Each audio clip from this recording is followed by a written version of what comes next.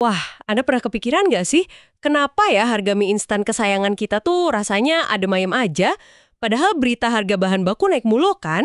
Aneh ya? Iya loh, bener banget. Kayak harga cabe atau bawang gitu kan sering bikin kaget. Tapi mie instan kok santai aja ya naiknya. Nah, itu dia. Oh iya, kenalan dulu dong. Gue Mila. Dan gue Fadil, selamat datang lagi di Pod FM, Podcast Fadil dan Mila. Yoi, kita berdua siap banget nih ngajak Anda semua ngupas tuntas fenomena mie instan ini. Siap, kita udah ngumpulin beberapa analisis nih, dan ada fakta lumayan bikin kaget loh. Apa tuh? Ternyata nih, contohnya Indomie goreng, harganya itu sebenarnya naik 108% antara 2011 sampai 2021. Bede loh itu. Wah, 108% serius? Iya, rata-rata 7,6% setahun. Itu bahkan di atas rata-rata inflasi pangan waktu itu, yang sekitar 5,5%. Gila juga ya naiknya, tapi kok kita nggak ngeh ya? Kayak ya udah aja gitu nerimanya, nggak ada demo ibu-ibu gitu kan? Nah, itu dia misterinya. Kenapa kenaikan segede itu nggak bikin heboh? Itu yang mau kita telusuri bareng Anda. Oke, jadi emang bener ya intinya, kenaikan harga mie instan itu ada. Cuma, gimana ya bilangnya, halus banget gitu naiknya. Bertahap, terkendali, bukan yang tiba-tiba jeder naik tinggi. Betul, jadi tujuan kita nih mau cari tahu faktor-faktor kuncinya. Kenapa sih bisa gitu? Apalagi buat merek yang udah ngetop banget ya. Sip, kita mulai dari faktor pertama ya. Ini krusial banget, struktur pasarnya.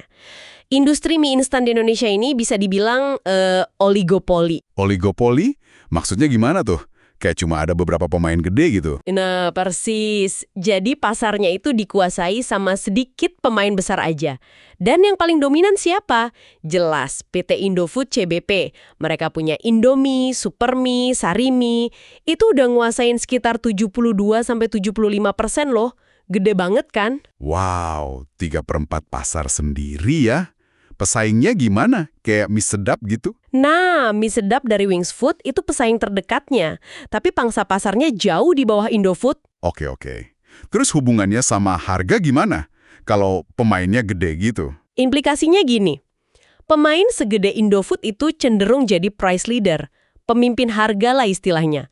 Mereka nggak bakal mau gegabah naikin harga drastis. Nanti bisa merusak pasar. Oh, jadi mereka yang ngatur ritme gitu ya? Kayak di kelas kalau ada anak paling pinter, dia nentuin standar nilai gitu. Analogi ngaco sih. Bisa jadi.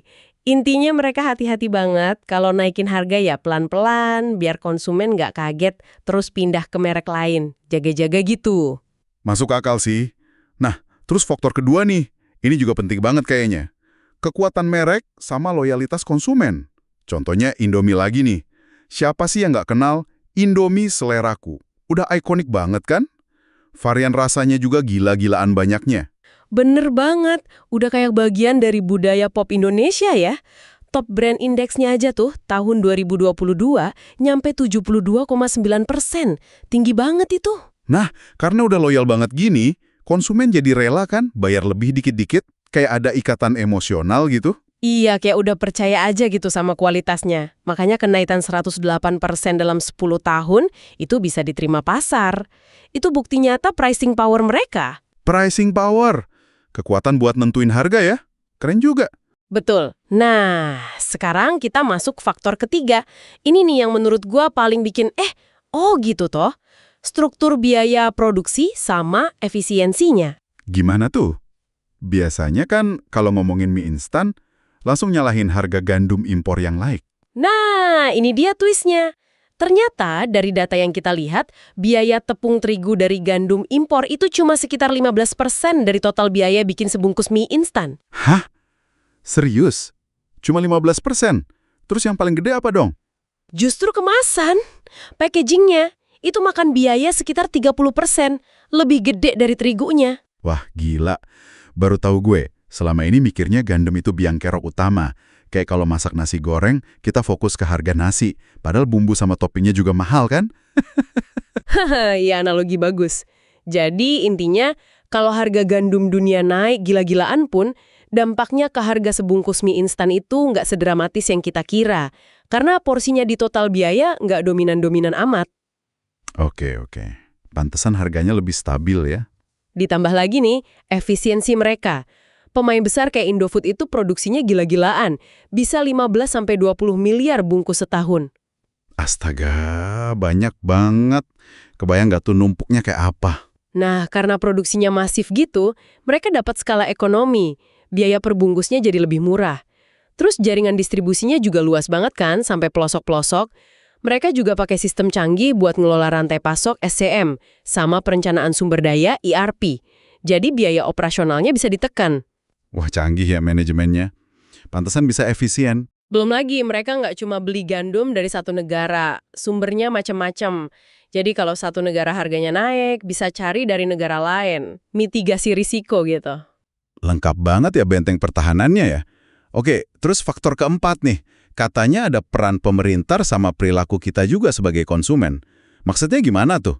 Kan nggak ada HET kayak beras gitu kan buat mie instan? Iya, HET spesifik sih nggak ada. Tapi kan mie instan ini udah dianggap kayak kebutuhan penting ya buat banyak orang. Jadi ya ada pengawasan implisit lah dari pemerintah. Produsen juga pasti mikir, kalau naikin harga keterlaluan bisa jadi sorotan negatif. Atau malah nanti pemerintah turun tangan. Jadi mending main aman aja. Bener juga sih.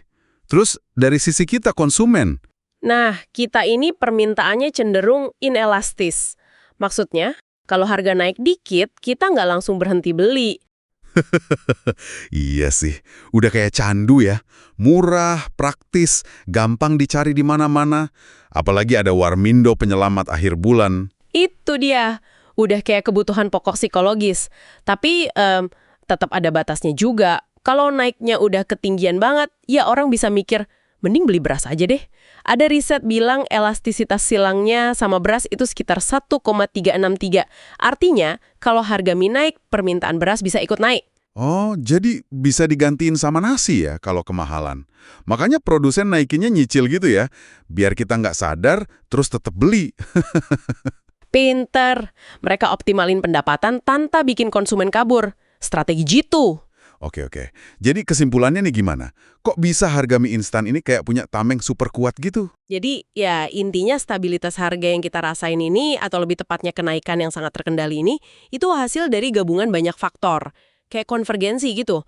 Mulai dari struktur pasar yang oligopoli tadi, terus kekuatan merek, dan loyalitas kita yang gila-gilaan, Ditambah efisiensi produksi mereka yang tinggi banget. struktur biayanya yang unik, di mana gandum bukan yang utama, Pengawasan nggak langsung dari pemerintah. dan terakhir, perilaku kita sebagai konsumen yang udah terlanjur cinta mati sama mie instan ini. Komplet banget ya lapisannya. Kayak bawang, banyak lapisannya. Betul, ini keseimbangan yang canggih banget. Sekali lagi ya, bukan berarti nggak naik harganya, tapi naiknya itu sangat-sangat terkelola. Sip, jelas banget penjelasannya. Ternyata serumit itu ya dibalik sebungkus mie instan yang sering kita anggap sepele. Nah, sebagai penutup nih, ada pertanyaan buat Anda renungkan. Coba bayangin deh, kalau suatu saat nanti tekanan biaya global, misalnya harga gandum atau energi, naik gila-gilaan dan lama banget naiknya. Sampai-sampai produsen udah nggak sanggup lagi nahan atau nyerap kenaikan itu pelan-pelan. Kira-kira apa yang bakal terjadi ya? Apa era kenaikan harga mie instan yang kalem dan santuy ini bakal berakhir? Nah, coba dipikirin ya. Sampai jumpa lagi. Sampai jumpa!